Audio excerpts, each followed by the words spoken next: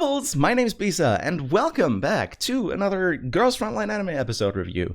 Now, first thing you might be wondering is, where the fuck did my third monitor go? Well, it's right here. I plugged it out because it just drew so much performance to have three monitors at the same time. Actual question that you might be wondering is, where the fuck are the episode reviews for episode 2 and 3? Well, I couldn't bring myself to make them. The thing is, for me as a source reader, I don't really have that much to talk about without, going into the future and spoiling things, really. So to make these reviews something more friendly towards franchise foreigners while still giving a source reader perspective, the only things I can really talk about are things that I felt particularly strongly about during episodes. And for one, there weren't really that many things for me in episode 2 and 3 for that. And also the discourse surrounding the show within the community itself has been, I wouldn't call it toxic, but very controversial at the very least. So, I kind of didn't want to feed into that. I want this whole channel to be more of a place of positivity and just going in and talking about community politics and stuff like that. It's just, I don't want to do that here on this channel. So that's why I decided, hey, I'm going to skip episode 2 and 3 in the review, and I'm just going to talk about it whenever something cool happens again, and then I'll catch up during that video. So that's what we're going to do this week. This week we're going to talk about all episode 2, 3, and 4. So this is probably going to be not as long as a video, actually, because I still don't have that much to talk about in the show itself. A lot of what I'm going to talk about is meta talk. So, stuff like about the production, etc. First thing I want to note is how much better the show is getting over time. There are a few fuck-ups here and there. In episode 2, a lot of people got upset that... Who was it again? I don't actually remember. Who was it? Let me check in the game right now, because you can see on my main monitor here right now, I do have it open. I don't have any notes for this, so I'm sorry about the shenanigans. Right, PPS 43. In one of the shots, she held a UMP. Like, her weapon just magically morphed into a UMP 45, which I personally didn't think it was that big of a deal, but some people seem to think it's a horrible mistake that the show should have in not a single universe ever made. Again, I'm personally indifferent. I couldn't even spot it trying to see it, but it's whatever, really. And during episode 3, there was a shot where M4's M4 looked really weird in perspective, and the memes that thing has produced alone are fantastic. I can't put any footage from the episodes on screen right now because I actually got a copyright claim on the first video, and I want to mostly avoid that. So go watch the show. There are links in the description for where you can watch it. But yeah, the production has been getting better and better from week to week. I do just think that the production team is getting more and more used to the IP, to the franchise, and just to the show itself, to the production cycle and everything. Because the thing is that Asahi Productions, they're not really an anime studio as much as they're a Japanese 2D TV production studio, but they're not specifically for anime. They mostly do stuff like, TV commercials and stuff like that. They did do anime before. They do anime every now and then here and there, but there's nothing really high profile in there. The biggest thing they've ever done, I don't know if I said this in the first review, is the first season of Precure, which, that's kind of a big deal, I guess, but it's not something big, right? I just think they are becoming more used to making this show, and hence they can put more into each show. I do think this is one of those shows that finish production week by week, so just a couple days before the episode airs, it actually finishes production. I think this is one of those. This is super common in anime, it's nothing extraordinary. It's nothing that you can actually blame the problems of the show on. It's just a circumstance of the production, and given that they are probably working on a pretty tight time schedule, they have been starting to really squeeze relatively much out of these episodes. If you look back at episode 1 or 2, who were quite underwhelming in production, I will totally admit, especially like comparing it to episode 3 and 4, which were a lot better. I want to say I don't care about, what your take on this anime is, even if you think it's the worst thing ever made.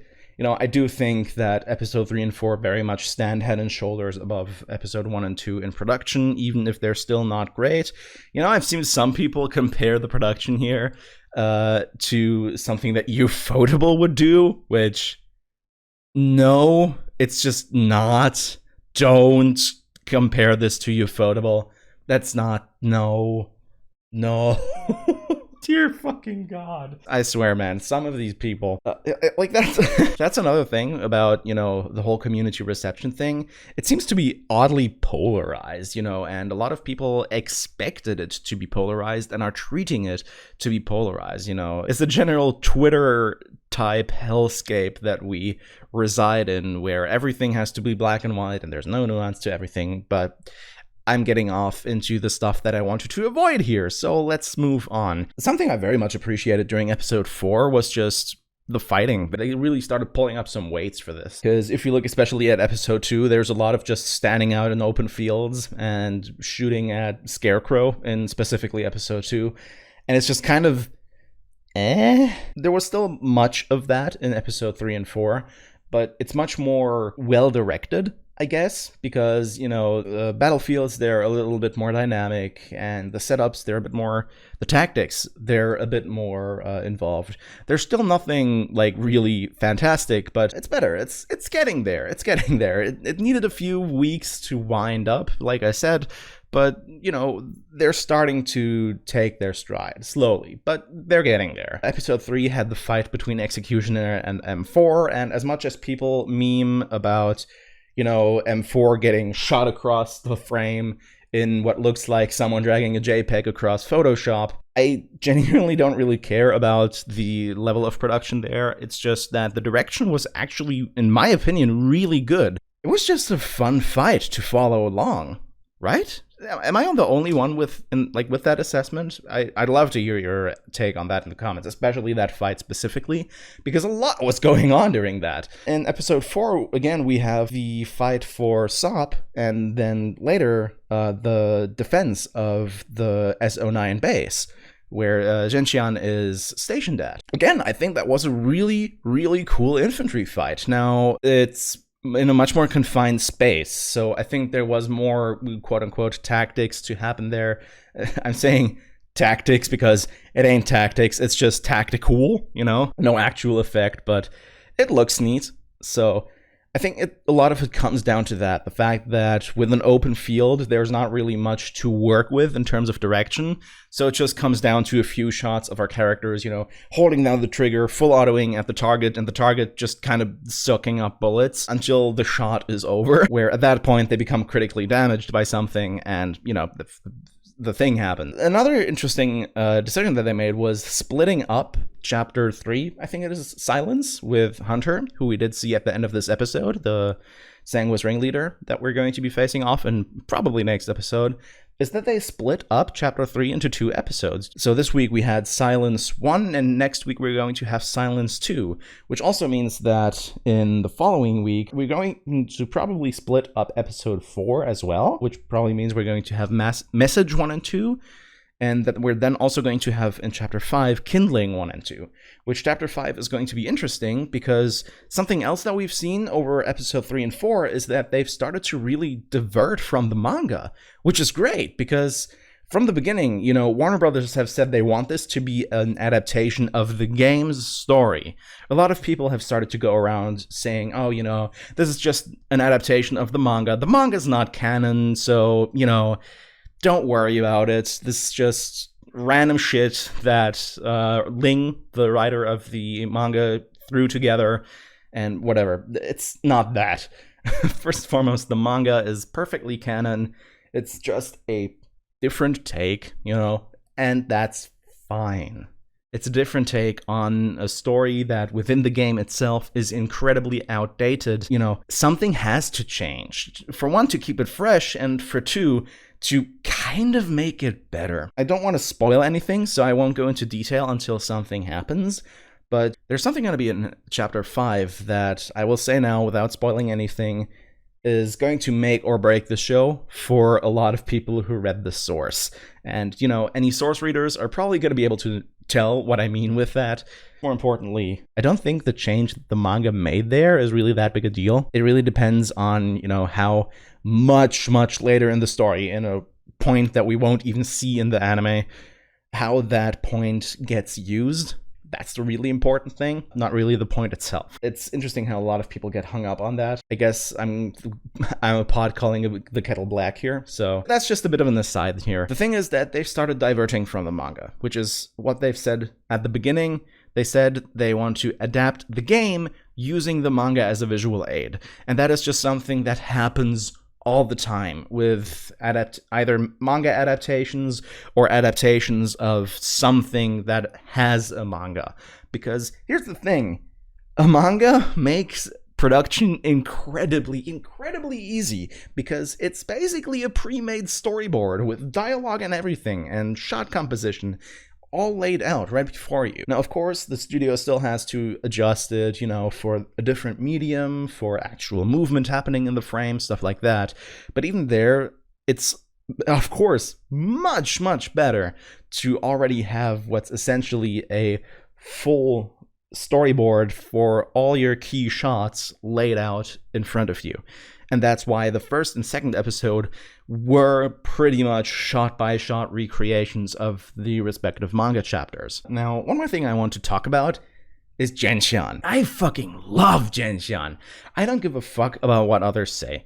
The thing is, Genshin does not have a very good reputation in the core GFL community, because she's the protagonist of the manga. She was carried over from the manga as the Shikikan in the anime as well.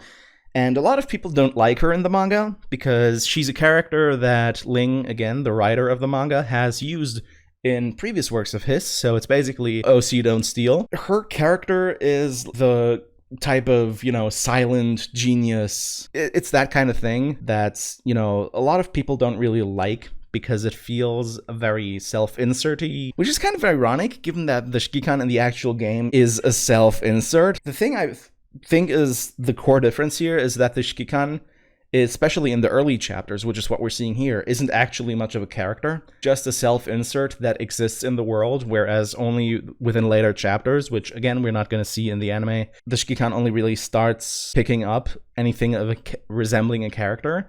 But even then, Maika have taken care to write the Shikikan as mostly a self-insert, as a character who makes the choice that is most sensible towards the audience, so they still work as a self-insert.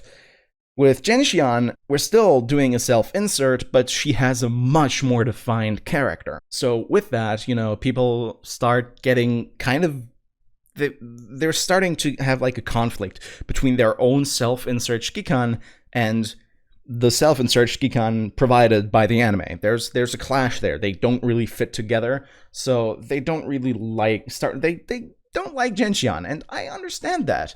For me personally, I don't have much an issue with Genshin. I'm gonna just say that right out. She's a very inoffensive main character. I'm not the biggest fan of the fact that she's this, tactical genius or whatever. It's fine. I think it's okay. She's a relatively good representation of the average GFL player, especially in the early game. Whether the T-dolls she uses, or whether the T-dolls that the material allows her to use or not are viable picks or whatever, that doesn't really matter, honestly, because a little bit of creative liberty, man. Let the anime pick the characters they want. We did see M14 this time around, like in episode 4, which, M14 is an incredibly meta doll, especially in the early game, so there you go. Genshin is actually making sensible meta decisions. MP5 is pretty much our stand-in for all T-dolls in terms of interaction with Genshin, and MP5 too is a pretty meta doll, so Genshin is actually making pretty good decisions for herself. But yeah, I personally just think Genshin is a pretty inoffensive character, so I don't have an issue with her, per se. And much more specifically, I'm not going to go into detail here, but I also just like her for very personal reasons. Again, not going to go into depth here, but just wanted to point it out. The reason I love her so much isn't just because, she's fine as a character. I have some other points there as well. Maybe I'll go into them at some point later down the line, but it's not really something I feel comfortable talking about here on YouTube quite yet, so we'll get to that someday, probably. So yeah, I don't really know if I have that much more to say, other than, again, the fights in episode 3 and 4 were fantastic. I really enjoyed them. And I do hope it all goes uphill from here. We did see the scene of AR-15 being captured by Hunter. That was very nice to see in animated form. And in general, a lot of the world building that they've been, putting in here and there, I like that. I like that quite a lot. It's not as natural, or it doesn't flow that well. It's still very much exposition talk. But I do appreciate that they're putting it in the story, because in-game, the exposition is literally in a little menu down in the corner of the screen that most new players don't even find, which fucking sucks, because then they're gonna have all these questions. Why are the Griffin dolls all dressed like that? Why are all the Sanguis dolls so uniform, and the Griffin dolls are all these different models, and all that kind of stuff? Those were questions that a lot of franchise foreigners have been asking from episode 1 of the anime, and they were answered in episode 4, I think. That all these dolls, they're just service dolls. Griffin can't use military-grade equipment in this 2060 timeline, so they have to use civilian dolls equipped with pretty much antique weapons that they have what's called a fire control core and a imprint for, that allows them to control that weapon with the proficiency of, an actual trained soldier who could then relatively effectively use these antique weapons against modern enemies. That's a cool explanation, and a lot of people were wondering this, and now you, as a franchise foreigner, if you're watching this, you too know. Now, I do think that's it for this little cluster review. Again, I didn't really have that much to talk about. I was just really excited about episode 3 and 4, and I felt bad about not making videos, and I really like doing this, so, it's killing 3 birds with 1 stone. So if you want to see more of what I love, then feel free to subscribe. Let me know down in the comments below what you thought about these last 3 episodes, because again, aside from episode 2, I thought they were fantastic, given the general level of the anime. And I'm gonna see you next time. Toodles! Show me.